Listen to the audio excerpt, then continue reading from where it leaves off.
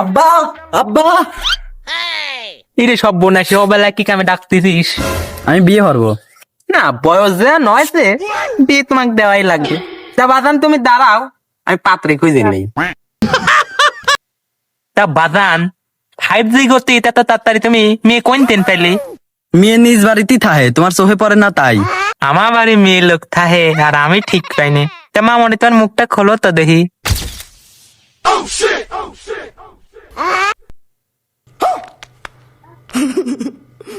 এ সব বোনাসে, এটা দেখছি আমার মা, তোর দাদি হয় না?